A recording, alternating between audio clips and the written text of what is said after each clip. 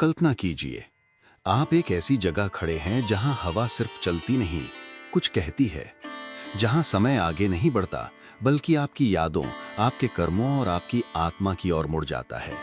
ये कोई साधारण नगर नहीं, ये कोई पर्यटन स्थल नहीं, ये वो भूमि है जहां इंसान ईश्वर को नहीं, खुद को खोजने आता है। इस जगह का नाम है हरिद्वार। कहा जाता है, जब कोई पहली बार हरिद्वार आता है तो उसका मन अजीब सी स्थिति में आ जाता है। न पूरी शांति, न पूरी बेचैनी, जैसे आत्मा कुछ याद करने की कोशिश कर रही हो। हरिद्वार को हरि का द्वार कहा गया। हरि यानी भगवान विष्णु और द्वार यानी प्रवेश। लेकिन ये केवल भगवान तक पहुंचने का द्वार नहीं है, ये आत्मा की यात्रा का आरंभ है। यहीं से गंगा पहाड़ों की कठोरता छोड़कर मैदानों की गोद में उतरती है। इसीलिए इसे गंगा द्वार भी कहा गया। पुराणों में वर्णित समुद्र मंथन की कथा हरिद्वार को अमर बना देती है। देवता और असुर दोनों अमृत चाहते थे। समुद्र मथा गया, विष निकला, रत्न निकले और अंत में निकला अमृत कलश। जब अमृत को लेकर संघर्ष हुआ तो गरुड़ उसे लेकर आकाश में उड़ पड़े। इसी संघर्ष के दौरान अमृत की पहली बूंद हरिद्वार की भूमि पर गिरी और उसी क्षण ये भूमि साधारण से दिव्य बन गई। इसी कारण हर 12 वर्ष में यहाँ कुंभ का आयोजन होता है। करोड़ों लोग, एक नदी, एक आस्था। लेकिन कुंभ केवल स्नान नहीं है, ये स्मरण है, याद दिलाने का उत्सव कि हम केवल शरीर नहीं है। हरिद्वार की कहानी यहीं समाप्त नहीं होती।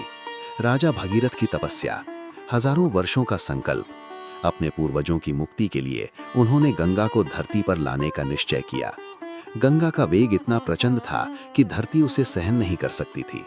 तब शिव ने गंगा को अपनी जटाओं में रोक लिया और धीरे धीरे मुक्त किया। गंगा का ये दिव्य अवतरण सबसे पहले हरिद्वार में ही हुआ और यहीं से हरिद्वार मोक्ष का मार्ग बन गया। लेकिन असली रहस्य तो अभी बाकी है, क्योंकि हरिद्वार में एक ऐसा स्थान है जहां समय भी थम जाता है। उस स्थान का नाम है हर की पौड़ी। हर की पौड़ी सिर्फ घाट नहीं है, ये हरिद्वार की आत्मा है। कहा जाता है यहीं भगवान विष्णु ने अपने चरण रखे थे। आज भी घाट पर मौजूद पत्थरों में उन पद चिन्हों की अनुभूति होती है। संध्या का समय, सूरज ढल रहा होता है, गंगा शांत दिखती है, लेकिन भीतर से बहुत कुछ घट रहा होता है। जैसे ही आरती आरंभ होती है, हजारों दीप गंगा की धारा पर उतरते हैं। घंटियों की ध्वनि, शंखनाद, मंत्रों की गूंज। ये दृश्य आंखों से नहीं, सीधे हृदय से देखा जाता है। कई लोग कहते हैं यहां आकर मन अपने आप झुक जाता है। लेकिन हर की पौड़ी का एक और पक्ष भी है, एक ऐसा पक्ष जिसके बारे में बहुत कम लोग बात करते हैं। कुछ साधुओं का मानना है कि इस घाट के नीचे कोई प्राचीन संरचना दबी हुई है। कुछ कहते हैं रात के अंतिम पहर यहां अजीब ध्वनियां सुनाई देती हैं, ऐसी आवाजें जो न इंसानी होती हैं न ही प्रकृति की। हरिद्वार शक्ति की भूमि भी है।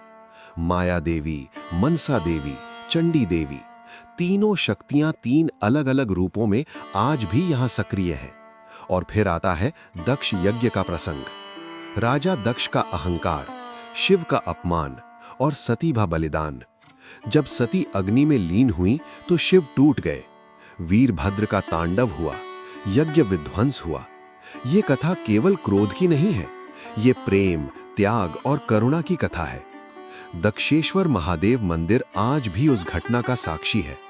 लेकिन क्या यही अंत था, या फिर ये किसी नई यात्रा की शुरुआत थी? सती के जाने के बाद शिव वैराग्य में चले गए, लेकिन सृष्टि रुकी नहीं। देवभूमि उत्तराखंड 4 धामों से जुड़ी है: यमुनोत्री, गंगोत्री, केदारनाथ, बद्रीनाथ। इन स्थानों का चयन संयोग नहीं माना जाता। कई विद्वानों का मानना है कि ये प्राचीन ऊर्जा केंद्र हैं। केदारनाथ का मंदिर प्रकृति के प्रकोप में भी अडिग खड़ा रहा। बद्रीनाथ की मूर्ति आज भी रहस्य है। आधुनिक हरिद्वार योग और ध्यान का केंद्र बन चुका है। पतंजलि योगपीठ, आश्रम, साधना स्थल। यहाँ लोग रोग ठीक करने नहीं, जीवन को समझने आते हैं। गंगा के किनारे सरल भोजन, सरल जीवन और गहरी सोच। राजाजी नेशनल पार्क की हरियाली ये बताती है कि हरिद्वार केवल मंदिरों का शहर नहीं है, यहाँ प्रकृति भी पूजी जाती है। हरिद्वार कोई शहर नहीं, ये एक अनुभव है, एक स्मरण, यहाँ आकर लोग कुछ छोड़ते हैं, डर, अहंकार, बोझ, और कुछ पाते हैं, शांति, संतुलन और स्वयं से मुलाकात। अगर जीवन में कभी रास्ता धुंधला लगने लगे तो हरिद्वार जरूर आइए। शायद जवाब शब्दों में ना मिले, लेकिन आत्मा में जरूर मिल जाएगा। जय गंगा मैया, जय भोलेनाथ।